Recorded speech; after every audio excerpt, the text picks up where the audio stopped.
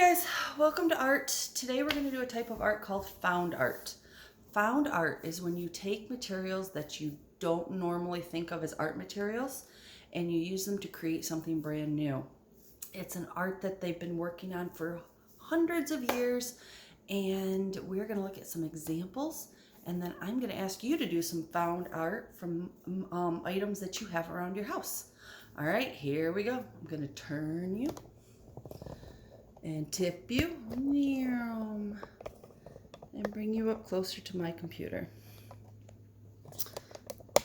Okay, so the first example I have for you is called The Bull's Head, and this was done by Pablo Picasso.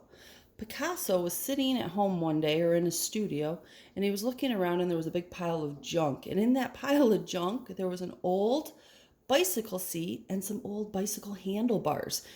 And he used that to create an art piece that he called the bull's head. And you can kind of see it kind of looks like a bull's head. And you can see the handlebars and the old bicycle seat. They used to be made with metal. They weren't as cushy as they are now. Okay, and that's an example of found art because it's just something that was laying around.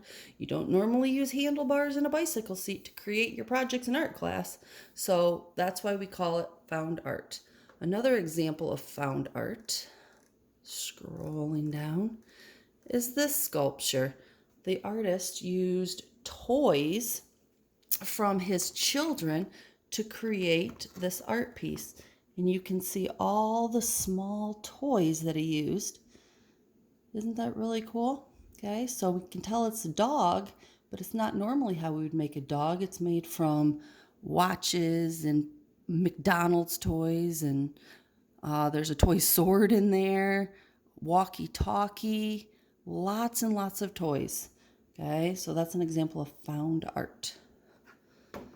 Another example that I found, if I scroll again, is this one. It's a lot simpler. You can see the artist was trying to create a bicycle, but instead of just drawing or painting a normal bicycle, he used DVDs for the wheels, and there's plastic straws to create the frame of the bike. And then we have a couple buttons and some string. Not items that we would normally use when we were creating a bike in art, but this artist used those, and we can definitely see that it's a bicycle. All right, moving on.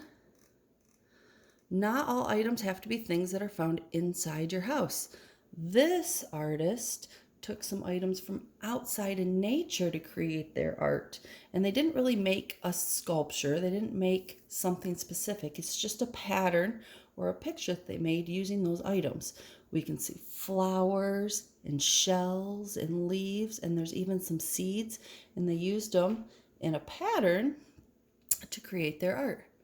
All right, keep on going. The next one is butterflies, and I have two examples of our found art butterflies. The one over here used a remote control for their TV, a couple forks, and some bowls to create their butterfly.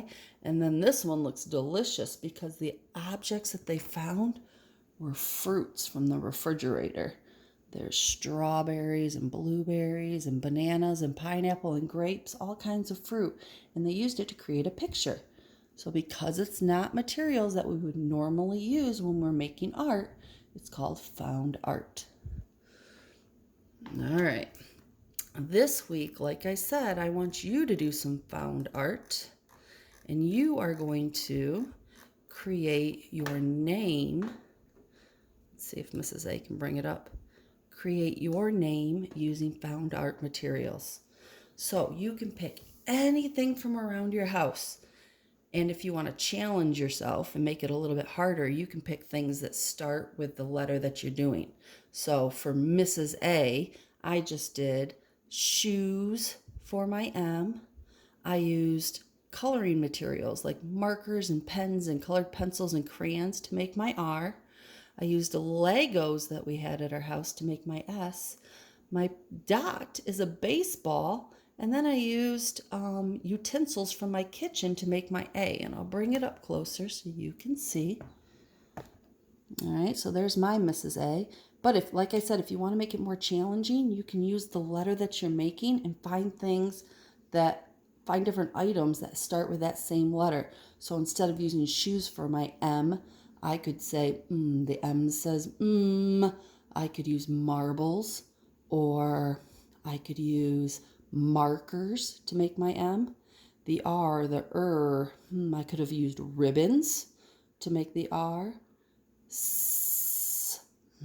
Socks. Wouldn't that be a funny S if I used socks for the S? Or I could have taken those shoes and moved them over to my S. And then the A, that one would have been a little tougher, but maybe I could have used some of Anthony's animals, his little plastic animals, to make the A. All right, so you can use found items, and like I said, you can use whatever items you would like to create your name, or give yourself a little bit more challenge and match the letter to the objects that you're finding and see what kind of found art name you can make. Cannot wait to see your creations.